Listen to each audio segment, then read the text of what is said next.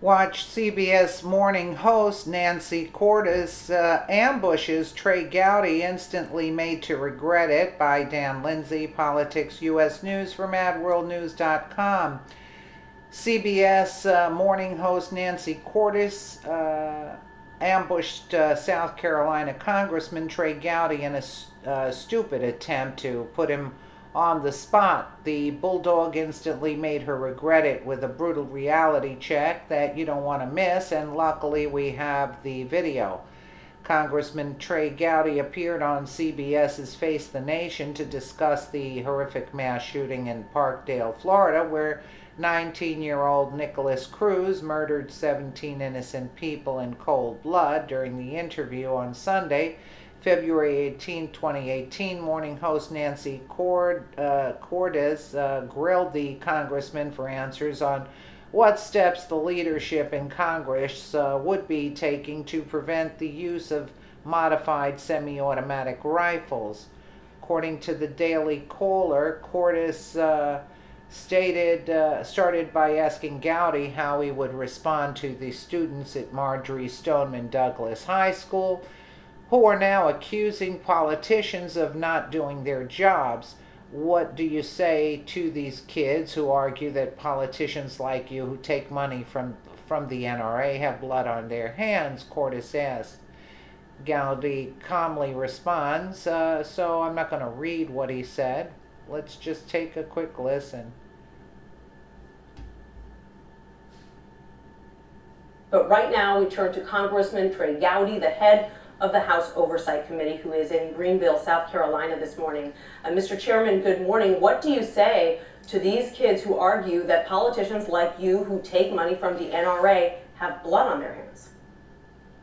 Well, the first thing I would say to those children and my own is I'm sorry that you have grown up in a generation that has only known violence, and there's no sanctuary, there's no place of refuge. The schools aren't safe, the churches aren't safe, the concerts.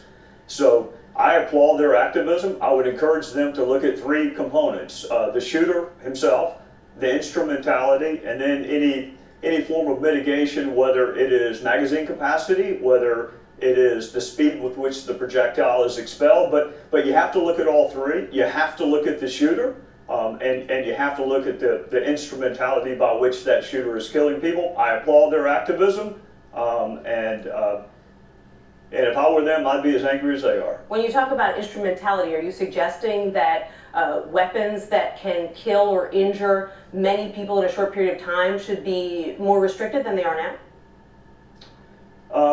Well, you can certainly look at that, but of course, Nancy, some of the more heinous mass killings we've had involve semi-automatic pistols. And I have had people, when I was a prosecutor, killed with all manner of instrumentality, from shovels to bricks to rope to hands. You're equally dead. But you can't kill 500 people. Wait a minute, Congressman. In Las Vegas, the shooter was able to injure 500 people in minutes. You can't do that with a shovel or a brick. No, you cannot, and that's why I say you should look at the instrumentality and magazine capacity and the speed with which the projectiles, including bump stocks.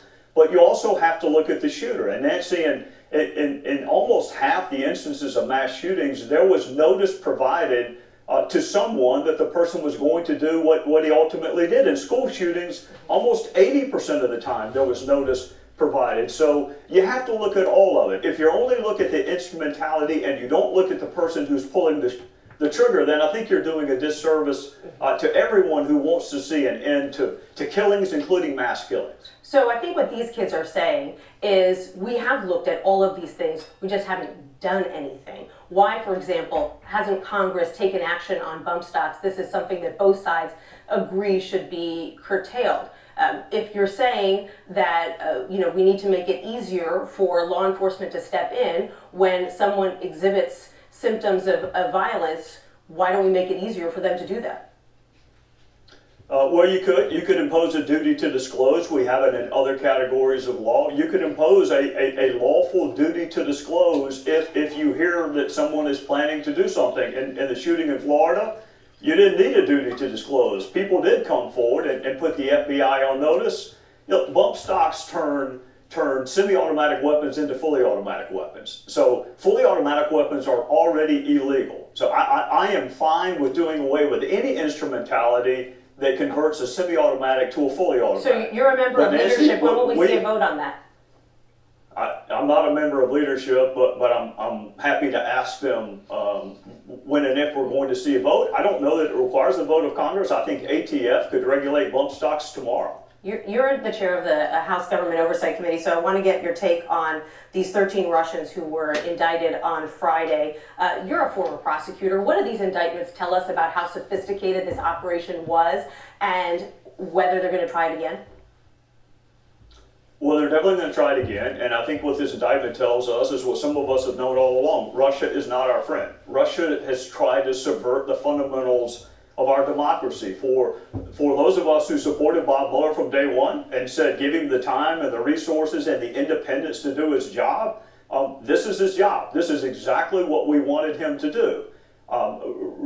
I've known all along that Russia tried to subvert our 2016 election, and they're going to do the same thing in 2020 and every election thereafter, unless and until we do what the indictment said, which is we view this as America being the victim. And what about other countries being the victim when America interferes in their elections like Barack Obama did? You see, this is why I'm not for Gowdy. This is why I'm not for Gowdy. Particular instance, they used the Clinton campaign. They tried to disparage her campaign. God forbid they disparage the Clinton campaign. How could they even think about doing that? She's such a nice lady, isn't she? She's so nice, and she's such a pillar in the community, right? Hillary Clinton. Look at this. And he's talking about Robert Mueller. What a joke this guy became, right? What a joke. Cycle, it could be a Republican. But Americans are the victims of what Russia did. Not Republicans, not them. And they already said it had 0.004% effect. They're talking about 13 Russian people, trolls. They're talking about 13 trolls. What is Gowdy? He's pushing the Democratic narrative. Do you see what I'm saying? He's a puppet. He's compromised. That's all of us are victims. So then why hasn't Congress passed any legislation to safeguard our election? We have known about this Russian meddling now for about 18 months.